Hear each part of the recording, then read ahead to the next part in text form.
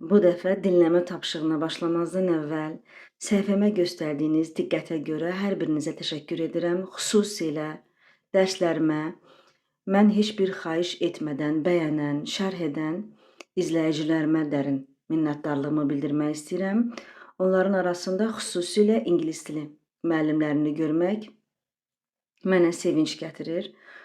Elə bu yolun gözəlliyi də sizin kimi dəyərli, heç bir xahiş etmədən, istəmədən öz şərhini və ya bəyənmə düyməsini basmaqla öz fikrini bildirən insanların varlığıdır.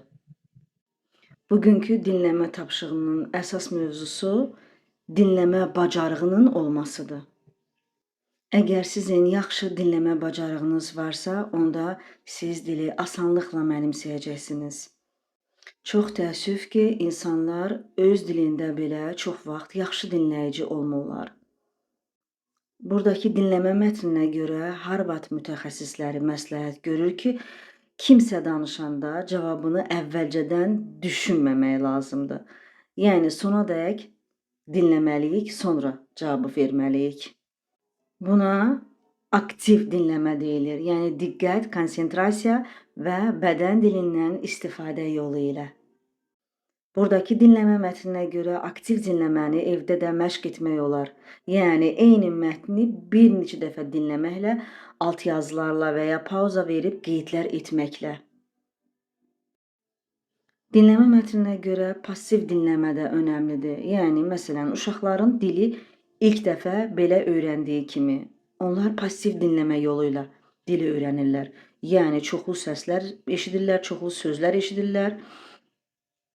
Daha sonra sözləri tanıyırlar, bilirlər.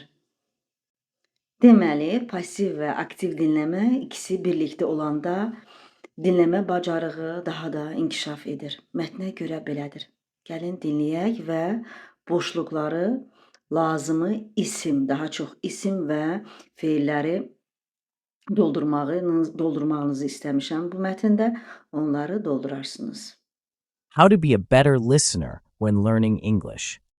On YouTube, language lover Veronica Mark describes listening as the skill that makes everything else easier.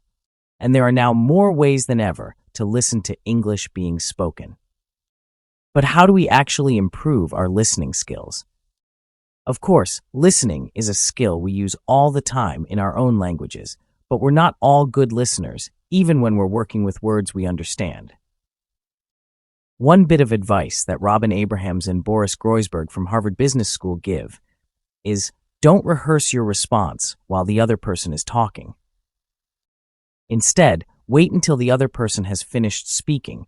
Stay focused and take in as much information as possible, they say. This is active listening, and it's something you can practice, says Tim Keeley, who runs the Polyglot Dreams YouTube channel. When you're still learning the language, Keeley says you need to really concentrate on understanding and use things like body language to help you.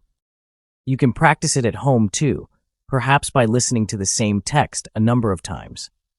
After listening for the first time, you might listen again but have subtitles to help, then listen another time but pause and make notes when you need to.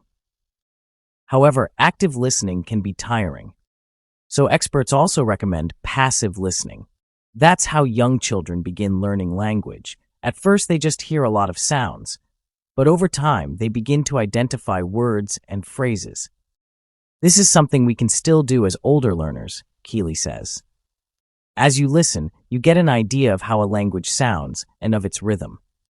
You'll still have to use active listening when you're in a real-life situation, but all the practice you do at home can help you manage those situations better.